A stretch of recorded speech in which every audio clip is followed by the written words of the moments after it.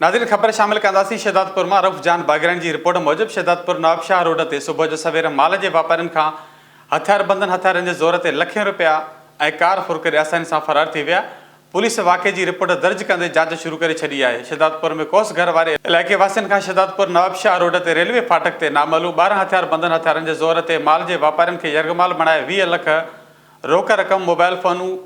ऐं कार फुर करे आसानी से फरार थी विया। माल के वापारियों अब्दुल गफ़ार बंगुलानी, नबी बख्श बंगुलानी, सिराज बंगुलानी ऐं तारागुल पठाण ॿुधायो त शहदादपुर वेझो रेलवे फाटक ते रेलवे जो फाटक बंद हुजण करे